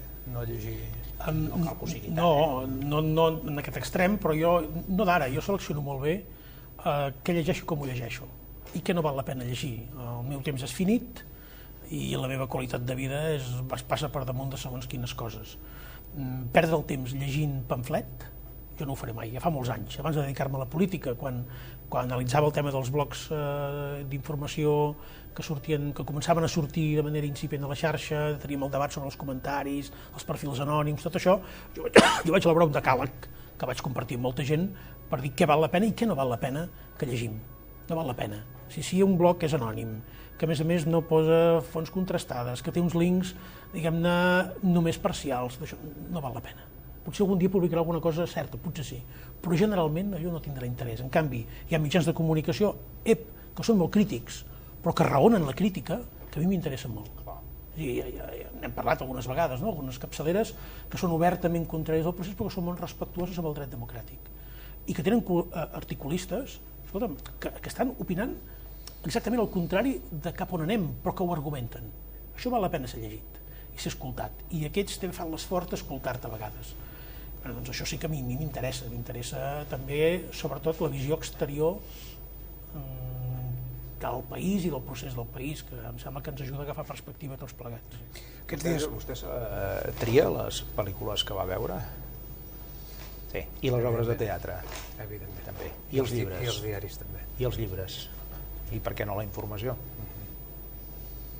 Sí. Que no és la Bíblia en vers, suposo, no? No te l'has d'empassar simplement perquè diuen que és informació. Has de triar. Jo crec que el periodisme ha de posar en valor l'exercici de l'ofici de periodista amb rigor i amb seriositat, que n'hi ha molt que ho fa i que queda tapat per aquest núvol tòxic. Ja n'hi ha. I quina més la manera d'ajudar-lo? Doncs, malgrat que siguin d'opinió contrària a la teva, donar-los credibilitat i interactuar amb ells. Jo crec que això és un exercici molt democràtic i el periodisme corre risc en aquests moments, el periodisme corre risc de quedar sepultat per aquesta onada pamfletària que està colonitzant l'espai informatiu, no diré l'espai periodístic, però l'espai informatiu sí. I jo crec que hi ha algunes alertes a nivell internacional d'alguns intel·lectuals que han començat a dir coses amb les quals, una part de les quals jo no estic d'acord, però amb altres sí, des d'Umberto Eco, l'altre dia citava Zygmunt Bauman, però en podríem posar molts altres de gent que està reflexionant sobre veritablement el que representa l'obertura del pamflet en l'espai que abans era el santuari d'un dret democràtic com és el dret a la informació. Canviaré de tema. President, vostè no li van agrair a la Casa Reial serveis prestats. Quan fan el decret amb el cessament, no li agraeixen. No? Vostè en algun moment va pensar que la Casa Reial, que el rei, en tot aquest procés tindria un paper clau? No. Va arribar... No, he parlat algunes vegades amb ell, algunes vegades molt a fons. He de dir que l'actual cap de l'Estat, l'actual rei, amb l'actual i amb l'anterior, em referiré ara a l'actual. L'actual cap de l'Estat és un home que escolta, és un home que procura estar ben informat i és un home doncs, que no li espanta el diàleg. Ara, és lògic que sigui un home totalment contrari en el que s'està fent a Catalunya des del punt de vista sobiranista. Ara, dit tot això, també li he de dir que mai em vaig refiar d'aquells que em deien que ell tindria un paper clau per resoldre això en un sentit favorable en el dret democràtic i, per tant, en el dret que té qualsevol poble i qualsevol nació, com en el cas de Catalunya, a poder decidir el seu futur. Això no m'ho vaig creure mai. I prova d'això és que ell, doncs, crec que probablement en privat, darrere de les cortines, doncs ha intentat estovar alguna posició, m'imagino, puc intuir, però a l'hora de la veritat doncs, no el veig jugant-se-la d'una manera molt clara a favor del respecte d'aquest dret democràtic i d'un pacte o d'un acord que respectés aquest principi democràtic de qualsevol poble o de qualsevol nació. Ells parteixen de la base, i ara no em refereixo al rei actual, al cap de l'Estat, ells parteixen de la base que Catalunya és una propietat. Espanya té propietats i una d'elles es diu Catalunya, i com que nosaltres som propietat d'ells, doncs podem demanar, podem cridar una mica, podem sortir al carrer i tal, però seguim sent propietat i ells ens tracten d'aquesta manera. I això doncs, està molt interioritzat en la genètica política de l'estat espanyol, i parlo de l'estat espanyol i de l'alt funcionariat que moltes vegades es va, diguem-ne, succeint generació rere generació i porten molts segles manant, exercint el poder i estan molt acostumats a tractar a les seves propietats de la manera doncs, que sabem que les tracten. No? Bé, això és així, per tant, jo entenc que el que està dalt de tot això doncs, difícilment farà les coses molt diferents amb això. Ara, també li he de dir que crec que és una persona que de debò voldria que el tema català es resolgués, però em temo molt que volen que resolgui d'una manera que per la majoria del poble català avui per avui ja no és acceptable. Vostè, el príncep, ara rei, el deu conèixer bé perquè com a alcalde de Girona tinc molta relació a través de la Fundació Príncep de Girona, ara princesa de Girona. La descripció que fa Artur Mas, vostè hi està d'acord? Jo no el conec bé, perquè les converses que hem tingut han sigut converses cordials, més o menys aprofundides, però de peu dret, en el marc del Fòrum Impulsa o de sopar el dia abans dels premis, i és una relació de cordialitat. Coincideixo amb ell amb la percepció de la persona, que crec que és una persona que s'informa, que no es precipita, que entén la complexitat i que jo la veig un punt atrapada en el seu rol, perquè potser el que voldria fer o el que potser la figura històrica del cap de l'Estat en aquests moments podria fer no es correspon en un moment amb una agenda política que crec que condiciona excessivament la figura i li fa perdre neutralitat. Evidentment no esperem que el rei es posicioni a favor de res, però potser una neutralitat, una exquisida neutralitat hauria estat desitjable i no l'ha tinguda. No l'ha tinguda. La va tenir com a príncep de Girona mentre era a Girona? Sí, jo vaig valorar-ho. Jo crec que els seus discursos públics en els fòrums Impulsa es podia subscriure moltíssima gent. Jo crec que va entendre bé quin era el seu rol. Però després, en el moment que es converteix en rei, jo crec que, no sé si algú o ell mateix, algú li altera l'agenda política. Vostè ara es dedicarà al partit? Entre d'altres coses. sí, per això se m'ha girat molta feina. El partit es continuarà dient Convergència o Democràcia i Llibertat? Perquè en algun moment semblava que canviaven les sigles, ara sembla que no. Ara precisament estem en un procés de reflexió interna, jo mateix m'hi he posat perquè ara estic alliberat de les funcions executives i de les funcions de govern. Vaig dir en el moment del relleu que una de les meves prioritats, no l'única, era ajudar a refer a fons i a posar al dia el que significa Convergència Democràtica de Catalunya, que té un munt d'actius acumulats en aquest país, molt importants. Difícilment s'hauria pogut escriure bé la història de Catalunya d'aquests darrers 40 anys sense l'element central que significa Convergència Democràtica de Catalunya, però també és un partit que ha estat objecte d'atacs molt durs i a més de gelosies molt grans, i a més ha tingut el desgast de molts i molts anys exercint responsabilitats a tots els nivells, no només a Catalunya, sinó també en el conjunt de la política espanyola, etc. No? I moltes vegades, a més, ho ha hagut de fer molt sola, aquest exercici de responsabilitat. I això encara desgasta més amb el pas del temps. No? Per tant, però l'espai segueix sent. L'espai d'aquest país, això que deia el president Puigdemont, no? Aquest espai central, que pot anar des de gent socialdemòcrata de tarannà catalanista, fins a gent liberal, fins a gent demòcrata cristiana, fins a gent que no està adscrita a cap corrent ideològica, com podria ser jo mateix, no? I que al final el que els crida de la política d'aquest país és la voluntat que Catalunya se'n surti bé i que sigui un bon país per la seva gent, no? Amb un bon projecte de futur, un país en el qual a la gent li agradi viure, que sàpiga que és un país d'oportunitats, on la gent que hi sigui tindrà un futur cada vegada millor, això que ara s'ha trencat en aquests darrers temps. No? Tot això és el que necessitem que es torni a articular bé, i que s'articuli d'una manera que ens permeti que respiri la societat catalana, que té un sentit més constructiu del que és el país i que potser no està tan ideologitzada. No?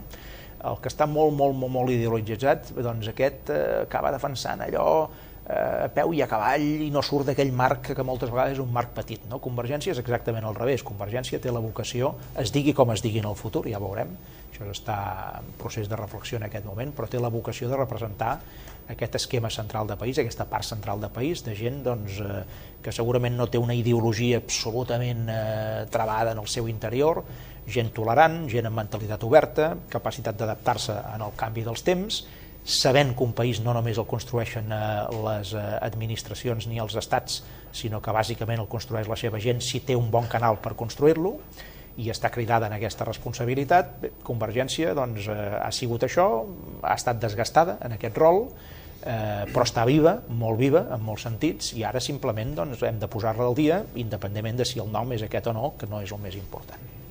President, vostè arriba a la presidència de la Generalitat amb un govern fet, pactat prèviament. Si jo li dic si vostè hagués fet el mateix govern que hi ha, potser em dirà que sí, però costa de creure. Vostè hauria fet els mateixos consellers? Molt probablement sí, perquè aquest no és un govern d'una persona, ni hauria estat el govern del president Mas, ni és el govern estrictament de la persona del president Puigdemont.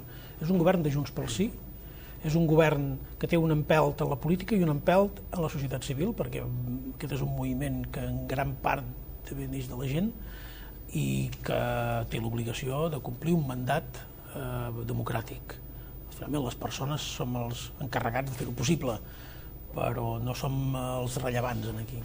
Jo, de fet, agraeixo que el govern estigui ben fort, planificat i treballat, perquè això ens ha permès posar-nos a treballar des del primer dia. Si ara ens haguéssim hagut d'estar mirant com nomenem els directors generals, els subdirectors generals, els secretaris generals de feina, hauríem perdut un temps que ja no teníem, i les conseqüències les paga el país, les paga la gent. De manera que això ens ha permès treballar. Vaja, de fet, a la primera reunió ordinària de govern, que era aquesta, la d'aquest dimarts, ja vam aprovar l'avantprojecte de llei del canvi climàtic, que és una llei molt important. Això ho hem pogut fer perquè hi havia molta feina prèvia feta. Pensi també, i ho dic amb descàrrec del fet que estigués tan avançat tot plegat, però era lògic que estigués avançat, perquè si no, no s'hauria pogut fer Junts pel Sí el passat estiu, no? Amb descàrrec d'això, pensi que també les atribucions d'un president passen perquè si un dia creu que ha de canviar algú del govern, ho pot fer amb tota llibertat. És una de les atribucions exclusives del president d'un govern, també del president de la Generalitat, i per tant, això no li pot subtraure a ningú ni treure a ningú, i cadascú actua en aquest sentit amb el criteri, amb les prioritats que considera oportunes, no? Per tant, és un govern que estava realment avançat, però no és un govern petrificat en la seva estructura, és un govern que el president doncs, té tot el marge del món, tot el que ell vulgui, doncs, per anar-lo adaptant a les circumstàncies que calgui. Dit això, jo crec que és un bon govern, i que es demostrarà. Aquest és un govern que ha de passar de la teoria a la pràctica. Vostès han dit en 18 mesos aquest país estarà a les portes de la independència. Com han d'anar aquests 18 mesos? Què ha de passar? S'han de desplegar lleis, quan es passa l'acció, arribarà un moment en què vostès els diran als ciutadans, mirin, a partir d'ara han d'anar a ingressar els impostos en aquest costat i no a l'altre? Aquest govern el que no ha de cometre és ingenuïtats. I la primera ingenuïtat que no ha de cometre és explicar als 15 dies d'haver-se constituït tot el fil per randa, cada fase tàctica del que tenim clar que hem de fer. Això no ho farem. Sabem on volem anar, ho hem explicat i ja anirem presentant on toqui el Parlament, govern, l'opinió pública, cada passa que hem de donar. I en paral·lel ha de ser tremendament exigent en el compliment i en fer complir fins a la darrera coma, lletra de les competències constitucionals que tenim assignades. No hi renunciarem a cap, al contrari. Per tant, les esperarem al màxim, perquè aquest mentrestant que l'hem d'encavalcar en l'agenda nacional, per nosaltres és tan important com ho és per un altre. Aquí veurem si algú fa unes diferències entre ciutadans o no, entre catalans que pensen una cosa o entre catalans que en pensen una altra. Nosaltres governarem pels 7 milions i mig de catalans. Com parlem del pla de xoc, parlem del pla de xoc de tots els catalans afectats per una situació de pobresa. Quan parlem del canvi climàtic, parlem del conjunt del país. Quan parlem de la mobilitat, pensem pel conjunt del país. I en aquest itinerari creiem que el podem recórrer junt amb molta altra gent. I en paral·lel farem aquestes dues carpetes que ja vaig dir el primer dia de la presa de posició. Però és un govern que ha de començar a desplegar lleis, a part de la llei de transitorietat, en algun moment, en aquest emparament jurídic que han de tenir tots els ciutadans de Catalunya, l'obediència a la legitimitat catalana, en algun moment, en el fons, serà una certa desobediència a la legalitat espanyola. Però si ho plantegem en termes de desobediència o d'obediència ens equivocarem. Nosaltres ho plantegem en termes de legalitat. Aquest serà un govern i aquest serà un Parlament i això serà una legislatura que en cap moment tindrà un sol minut de buit legal i ni un sol moment o sol instant d'inseguretat jurídica ni de manca de claredat en el que vol fer. I els parlaments legislen, aproven lleis. Vaja, és una competència que tenim reconeguda i els governs impulsen i despleguen. I això és el que farem. I cada passa l'explicarem i l'explicarem de tal manera que ens veiem capaços no només d'explicar-la, sinó d'implicar més sectors socials, alguns dels quals encara no se senten prou concernits en aquest projecte, però que creiem objectivament que sentiran una adhesió lògica al que és un projecte de país que ha de satisfer el conjunt dels seus ciutadans. Vostè sap que l'Estat no es quedarà quiet, que tindran recursos al Tribunal Constitucional. El primer exemple, la promesa que vaig fer com a president de la Generalitat. S'ha escrit molt, s'ha fet molta literatura, s'ha amenaçat. Quin és el resultat? Hi ha algun element d'il·legalitat? Cap ni un.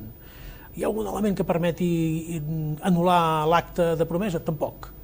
I no obstant això, vam fer una promesa que s'insereix directament en el full de ruta que hem de dir als ciutadans que posaríem en marxa. Sí, però vostè sap que està més en el terreny declaratiu que en la pràctica. Quan el president Mas posa en pràctica el 9-N, passa el que passa i té una querella de l'Estat. Cosa que vostès posin en pràctica determinada legislació. Em sembla que el senyor Xirgo, el president Puigdemont, no li diu que no pugui arribar al moment del conflicte. El que li està dient, crec, i és molt important que ho digui d'aquesta manera, entenc jo, i és molt important de cara a la comunitat internacional i de cara a com apareixem a davant de tot el món, el que li està dient és no som un govern de saltataulells que faran qualsevol tonteria, no? Som un govern seriós que si un dia hem de tenir un conflicte el tindrem perquè estem substituint una llei estatal espanyola per una llei nacional catalana. Ja està, i les dues lleis seran lleis. Ara pot arribar al conflicte, esclar. Totes les garanties democràtiques. Pot arribar al conflicte. Això és el que no admetrem que es posi en discussió. Per tant, des d'aquest punt de vista, és normal que un Parlament faci lleis. Vaja, que és el més normal del món. Sempre ho hem dit, no? I crec que és molt important insistir-hi, que la gent ha de tenir la tranquil·litat individual de que mai se'ls posarà en una situació de conflicte de tal manera que hagin de renunciar a coses bàsiques o fonamentals del seu benestar. Ho farem d'una manera doncs, que això quedi sempre protegit, cosa que requereix que aquella gent doncs, que simplement té pressa doncs, facin una reflexió en el sentit de dir es tracta de fer-ho el més ràpid possible, però sempre i quan ho fem bé, perquè si ho volem fer molt ràpid i la conseqüència és fer-ho molt malament, no haurà servit de res, al revés, serà una molt mala inversió col·lectiva, no? Si aconseguim acompassar el ritme de tot això, que sigui el més ràpid possible, amb el fet de que les coses es fan com s'han de fer, perquè només tenen un camí, que és fer-se bé, si no, no hi ha camí, si no serà les roques, no? Doncs aleshores aquest és l'objectiu, i crec que en aquest moment hi ha un govern i un president que això ho poden garantir. Pel govern català, fer-ho bé és legislar, fer un pas enrere l'altre i sempre emparant-se en la legalitat. Pel govern espanyol, potser fer-ho bé és suspendre l'autonomia. Quin govern espanyol? Perquè de moment de govern espanyol no n'hi ha. N'hi ha un en funcions i no pinta que n'hi hagi d'haver a curt termini algun. I si és, no pinta que sigui sòlid. I en quins termes hi haurà govern espanyol? I nosaltres no esperarem a que hi hagi un govern constituït per anar fent... Un parèntesi, vostè preferiria que hi hagués govern a Madrid, que no n'hi hagués? Preferim estabilitat i governs forts, i que hi hagi diàleg. La incertesa no ens agrada a ningú, i quan algú s'ha omplert la boca aquests darrers mesos de la inquietud que els sectors econòmics europeus tenien pel cas català, que mirin què estan dient els diaris ara. Estan inquiets pel que està passant a Espanya. Estan inquiets per la inestabilitat del govern espanyol, per el pacte que s'arribi, pels incompliments del govern espanyol amb Europa i pels incompliments de finançament amb Catalunya. Estan inquiets per això, i per això no diuen res ara. Però en realitat, on hi ha preocupació profunda a Europa és per això. Nosaltres entenem que l'economia necessita governs forts, Espanya l'hauria de tenir, si no es veuen capaços de tenir un govern fort, tenen un problema molt seriós, però ja no és tant el nostre problema aquest. Tem que l'intentin inhabilitar? Segur que sí, el president Mas li han intentat, i de fet té una querella oberta que busca això, que el busca apartar de la vida política, i el busquen diguem-ne, castigar. I, per tant... Però això són les conseqüències del conflicte. Sí. Fixi's, Hi ha gent del país que hem d'assumir les conseqüències d'aquest conflicte, fins i tot a nivell personal. Hi ha gent que pel que representem o hem representat les hem d'assumir. Ara, fixi's, les hem assumides nosaltres, però vam intentar sempre protegir els funcionaris de la Generalitat i els empleats públics, perquè ells no tenen per què assumir-les. Vostè ha dit... M'entén la diferència? És molt important que traçar bé aquesta línia. Vostè diu no em tremolaran les cames, deien el decret que era en el debat d'investidura, i m'hi deixaré la pell fins al final i fins allà on calgui. Evidentment, jo he assumit una responsabilitat no per passar l'estona, no per viure còmodament, que no és el cas, sinó per ser conscient de la responsabilitat i de l'encàrrec que tinc i el deure que tinc, és la meva obligació. No puc concebre assumir la presidència de la Generalitat en aquestes condicions i en aquest context, diguem-ne, i no deixar-hi el màxim. Ni jo m'ho podria explicar a mi mateix, ni la gent m'ho acceptaria, i per tant faríem un flac favor. O hi estàs disposat a anar-hi a totes o no t'hi poses. I aquesta és la primera cosa que jo vaig haver en aquells pocs minuts de respondre a mi mateix. I per tant, doncs, quan tu decideixes que t'hi poses és perquè has decidit que no t'aturarà raonablement res. Evidentment, els cataclismes no sabem què pot passar, no? Però jo no deixaré de prendre cap decisió que democràticament i que col·lectivament creiem que hem de prendre. Perquè a totes, quan parlem de totes, pot dir presó, per exemple. Vostès estan disposats a anar a presó? Això és un tremendisme que nosaltres no acceptem en situació democràtica. Som o no som de la Unió Europea? Som o no som una democràcia madura? Som o no som un país on se'ns ha dit que en absència de violència es pot parlar de tot? Un dels delictes que se m'imputen a mi per part de la Fiscalia General de l'Estat espanyol comporta pena de presó. Bé, escolti'm, si al final un dia doncs, un dirigent català, un dirigent democràtic català, per posar les urnes, acaba ingressant en un centre penitenciari, si per això hi acaba anant, doncs pensi que la imatge que l'estat espanyol durarà en el món serà serà tremenda en contra de l'estat espanyol, perquè hi ha moments en què una imatge i un símbol ho representa tot, i jo crec que si l'estat espanyol és mínimament intel·ligent i li pesen més les neurones que no pas la testosterona, que està per veure, doncs hi ha errors que no els cometran. Ara, vagi a saber, no se sap mai, no? El que està clar és que nosaltres hem d'estar disposats a un sacrifici individual per defensar un projecte en el qual hi creu molta gent. També hem de demanar, i ara jo soc molt lliure de la meva opinió, i per tant ja no m'hi jugo tant com m'hi jugava abans, i puc parlar segurament amb menys tenalles, o fins i tot amb menys autolimitacions, també hem de demanar que a canvi d'això la gent en els moments en què hi ha de ser hi sigui. Hi ha sigut, la gent en els moments que calia hi ha sigut, però això també val pel futur, per aquests propers 18 mesos. Hi ha uns dirigents que se la juguen, fins i tot personalment, però hi ha un gruix de país que o hi és o no hi és.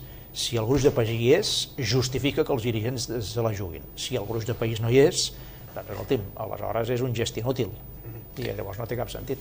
En algun moment el paper de la gent serà molt important? Ho ha estat fins ara, i per tant res fa pensar que no ho hagi de ser. És evident, insistim una vegada més, aquest és un projecte de la gent, i com més empaltat estigui amb la gent, més sòlid és i més creïble és. Per tant, segur que la gent... El president Mas ara deia una cosa molt clara: tots tenim un tall de la responsabilitat d'aquest projecte, i en les fases a vegades la societat civil agafa més èmfasi que les institucionals. Ara som les institucions, però no deixa de tenir-la la societat civil una part important d'aquesta responsabilitat.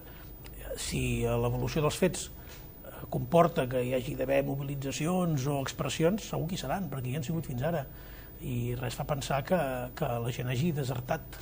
Al contrari, ara crec que la gent està il·lusionada que això acabi bé. Vostè detecta això? Sí, he parlat amb gent representativa i també gent del carrer, perquè, com saben, jo vaig vivint cada dia de Girona i algunes hores al cap de setmana m'han quedat lliures. Parles amb la gent i la gent està serenament esperançada i serenament optimista. La gent en algun moment, vostès posaran l'emparament legal que convingui, faran les lleis que convinguin, per això que deia vostè anteriorment, però en algun moment s'haurà de passar a la pràctica, és el que li preguntava inicialment, i escolti, no ens hauran d'ingressar els impostos en un lloc. Vostè està convençut que la gent respondrà? Segur, perquè quan li demanem a la gent i li expliquem quin és el marc legal, quines les coses que funcionaran a partir d'aquell moment, allò ja estarà tan preparat i estarà tan explicat i tan, diguem-ne, a punt, que a la pràctica diària no hi haurà cap diferència. La vida ordinària de la gent funcionarà exactament igual de bé i anirà millor. Els ciutadans d'una ciutat miraran i les coses funcionaran, els semàfors iran bé, les escombraries es recolliran, les escoles obriran, els hospitals atendran a la gent, que és el que importa. Però haurem fet ja el salt, el tall rellevant per poder construir el país de manera molt més ràpida i sòlida que desitgem per als nostres fills. La gent no haurà de renunciar a la seva vida, no li demanarem a més, i no li caldrà. I ho farem tan còmode i tan fàcil que no diré que sigui imperceptible, però que no serà complicat. Ara hi ha una oportunitat, si em permet, que és que s'obrirà un procés, en diem, constituent, que és aquest procés participatiu en el qual la gent del país podrà canalitzadament dir-hi la seva. Què vull dir amb això? Que ara ja sabem què dona de si el projecte constitucional espanyol. Sabem què dona de si, amb les seves coses bones i les seves coses dolentes, no? Però sabem què dona de si.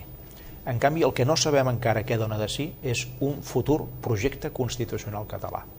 Això està per explorar, perquè havíem tingut les nostres constitucions uns quants segles enrere, però en fa més de 3 que no en tenim, de constitucions pròpies.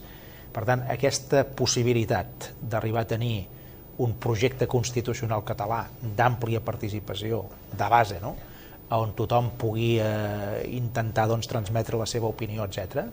Home, això té un valor molt gran en una societat, perquè això que dèiem alguna vegada, no?, és l'oportunitat de fer un país nou, que no vol dir inventar-se'l, vol dir simplement agafar el que tens i poder-lo projectar amb tota la seva potencialitat, tota la seva energia, tots els seus actius, tots els seus talents. Això és una aventura extraordinària. I aquí és on està cridada la societat catalana, fins i tot els no independentistes, perquè també aquests saben què dona de si el projecte constitucional espanyol. I en canvi tampoc aquests encara saben què pot arribar a donar de si un projecte constitucional català. Es tracta de fer... Els països es fan, o sigui, s'administren a partir dels marcs constitucionals. I unes constitucions permeten un país o no el permeten. Si tenim les etiquetes, espanyol, català, agafem models constitucionals, li demanem a la gent, pensi el que pensi, quin país li agradaria viure, amb els actius que coneix. I el resultat final definirà un marc constitucional en què probablement molta gent que votaria no en un referèndum d'independència segurament votarà que sí en un país que emani d'aquella Constitució, perquè sap el que dona de si l'altre i sap el que pot donar de si una Constitució que li reconegui coses que ara no estan reconegudes o que no estan tractades. Tant aquesta adhesió constitucional a la Catalunya moderna em sembla que és una base per eixamplar i per garantir els drets de tothom. Tothom pensi el que pensi. 18 mesos i la clau és el referèndum de la Constitució? Això ho veurem. Si vostè en un moment determinat diu potser no seran 18 i ja s'obre tota una polèmica en si han de ser... Sí, però no m'espanta aquesta polèmica perquè la podem explicar. I si són 15, per què han de ser 18? Si són 21, per què han de ser 18? Si és que per fer les coses bé necessitem un mes més o un mes menys, vaja, jo no em faré causa d'això. Tant de bo, i crec que ho podem fer en 18 mesos. Però en tot cas acaba amb un referèndum... Acaba amb una pantalla democràtica. És a dir, acaba que la gent de Catalunya té la clau de les urnes. És això. I ja ho veurem exactament en quin dia, en quins termes, però no hi haurà cap pas, diguem-ne, definitiu que no estigui avalat per la gent. I això la gent ha de tenir la tranquil·litat que aquest govern ho prepararà tot perquè la gent tingui la resposta. I aquell dia hi ha d'haver clarament més del 50% a les urnes. Perquè al final les urnes reflecteixen la realitat del país. Aquí hi ha feina? Sí, ara ho explicava el president Puigdemont. Hi ha feina. En som conscients. Partim d'un 49%, 48% de vots a favor de la independència i un 39% en contra. Bé, doncs tenim marge de creixement. Li anirem explicant. Presidents, portem molta estona de conversa, pràcticament la que havíem pactat. Li he de fer dues preguntes finals. Viurà a Girona? Perquè ja sap que vostès, això obre una polèmica en si un president de la Generalitat ha de viure a Girona o no ha de viure a Girona. Primer, és un president de la Generalitat escollit per la circumscripció de Girona. Punt número 1. I això no s'ha de perdre mai de vista. A mi em voten els ciutadans. Jo sóc un servidor d'aquesta gent. Punt número 2. On està escrit que el president d'un país, sobretot un país del segle XXI que volem fer nou, hagi de viure obligatòriament a Barcelona. I 3. Aquest és un període relativament, el volem breu. Jo crec que podem fer-ho en 18 mesos. Per tant, en aquests 18 mesos jo no vull fer uns canvis estructurals a la meva vida que els hagi de revertir al cap de 18 mesos.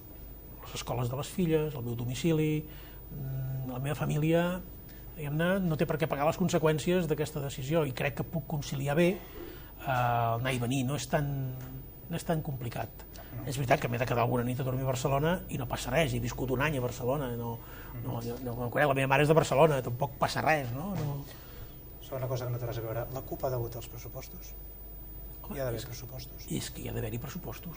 Vaja, si anem de pròrroga en pròrroga farem la meitat de la feina que hem de fer i òbviament els pressupostos els ha de votar aquell que ens ha compromès a garantir-nos l'estabilitat parlamentària. Aquí si no m'imagino portant uns pressupostos i que el vot dels partits contraris al procés juntament amb partits favorables al procés el tombin. Vostè no s'imagina una pròrroga de pressupostos? A veure, jo no treballo per una pròrroga de pressupostos. Per mi això seria tirar la tovallola. Jo torno a treure el paper. Torno a llegir el punt número 1. Resignar-nos a una pròrroga pressupostària és llançar la tovallola abans d'hora. Jo crec que ningú no està instal·lat aquí. Estic convençut que la CUP tampoc. Vostè diria, com a periodista que és, vostè diria que un govern té garantida l'estabilitat parlamentària si portant els pressupostos en el Parlament del qual depèn no se li aproven els pressupostos? Es podria dir que té garantida l'estabilitat parlamentària en aquestes circumstàncies? Jo explicaré el que passi. No, ja ho sé. No respongui jo, les preguntes les faig jo. Però ja li responc jo. És evident que perdre votació. Ningú se'n passa que un govern té estabilitat parlamentària si porta la llei més important en el seu Parlament i li tomben. Ningú se'n passa que això és estabilitat parlamentària. De fet, li he dit abans, un govern per tenir estabilitat parlamentària no ha de perdre votacions en el Parlament. L'estabilitat parlamentària pot venir de dues maneres, o perquè tens majoria absoluta, no és el cas de Junts pel Sí, o perquè tens un acord parlamentari. És a dir, això. I això és un acord parlamentari. És un acord que diu que el govern ha de tenir garantida l'estabilitat parlamentària i que la CUP no pot votar en cap cas en el mateix sentit que els grups parlamentaris que són contraris en aquest procés polític que defensem. Per tant, no pot votar en el mateix sentit que el PP, cosa bastant lògica, per altra banda, no pot votar en el mateix sentit que Ciutadans, cosa bastant lògica per altra banda, i no pot votar a favor de les posicions del PSC, perquè aquests partits són contraris en aquest moment al procés polític i al dret a decidir. I escolti'm, i evidentment això no és d'obligat compliment, no és que hi hagi una llei no és que hi hagi una llei sagrada, que hi ha un pacte i els pactes es poden complir o es poden incomplir. Ara, si s'incompleix un pacte, doncs hi ha un que l'incompleix i aleshores això en una democràcia doncs té les seves conseqüències i aleshores simplement es tracta d'avalar que el pacte hi és, que és per 18 mesos aproximadament, no és un termini tampoc absolutament finit, que hi ha d'haver doncs, la voluntat de que això vagi bé, i si els que han signat aquest pacte s'ho creuen, jo espero que sí i confio que sigui així, doncs escolti'm, això anirà bé. Ara, jo seria el primer que no entendria que el govern actual, amb un pacte que té 72 diputats en el Parlament de Catalunya i per tant majoria suficient, no pogués aprovar uns pressupostos que són garantia, per cert, per aplicar determinades polítiques econòmiques i socials que després se'ns reclamen. Per tant, com es poden reclamar coses com a urgents quan resulta que aleshores et negues tu mateix les eines per fer-les possibles? Tindria cap sentit això, no? Per moltes raons, jo confio que això doncs, es complirà. El president Junqueras ja està treballant amb els pressupostos, per tant, el nostre objectiu és que hi hagi pressupostos. Lògic. Hi hagi govern a Madrid, si n'hi ha. Guardo un bé o tornar a fer una pregunta? No, ja està. Deixa-la aquí sobre per si de cas també. Quan hi hagi govern a Madrid, esperarà que el truquin, vostè trucarà, li farà fer els de flashback. Si hi ha un president nou, jo el trucaré. Ja el felicitaré, sigui qui sigui. Va seguir la broma de flashback? La vaig seguir tard, a mi no em va agradar, he de dir que no em va agradar. No, són temes molt delicats i al final, per damunt de la morrieria i del joc humorístic, que evidentment el té, hi ha altres coses que per mi són importants, no? I a mi em va doler també per les treballadores de Moncloa, no? Que poden haver quedat una mica en evidència i jo crec que no s'ho mereixien. Però per altra banda va permetre saber algunes coses positives. La primera, que si el president Rajoy és renovat, cosa difícil perquè ell mateix ha declinat ser candidat, veig que no tindrem problemes d'agenda per trobar-nos ràpidament. I la segona, que vaig veure una sincera voluntat de parlar. I per tant, des d'aquest punt de vista, haver-hi notícies positives. Presidents, moltes gràcies. L'última, vostè ha marxat per tornar? No necessàriament. No necessàriament.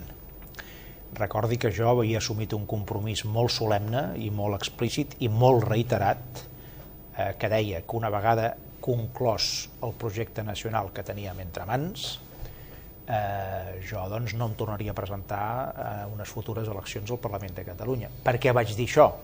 Vaig dir això perquè, com que jo sabia que això requeria, arribar a aquest punt, grans acords en la política catalana entre partits molt diferents, els altres havien de tenir la tranquil·litat que jo no seria un actor polític i un competidor polític en el futur i que per tant que no hi havia problema si jo doncs, me'n sortia bé perquè no era per mi sinó que era per un país i en aquest cas per Catalunya i per la seva gent. Ho vaig dir així, ho vaig escriure explícitament. Ara, en el moment en què a mi se'm diu escolti'm, abans de concloure tot això doncs li barrem el pas, no el volem, el batem, etc. I jo finalment accepto les conseqüències d'això, és evident que quedo alliberat d'aquest compromís. Això vol dir que necessàriament jo m'he de tornar a presentar en unes eleccions? No, de cap manera, no necessàriament. Ara, vol dir que he de mantenir aquell mateix compromís amb totes les seves lletres i tots els seus ets i uts? Tampoc ningú entendria això, no?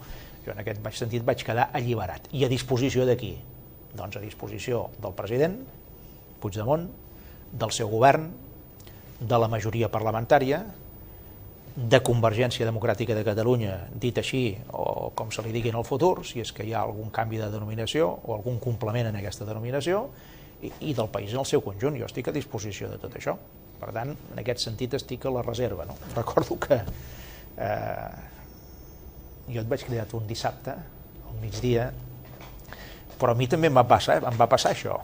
Un dia que no recordo de la setmana, de l'any 2001, em va cridar el president Jordi Pujol en el mateix lloc que vam estar tu i jo i em va dir, tu estàs disposat a assumir aquesta responsabilitat, que no era de president en aquell moment, era de candidat, no?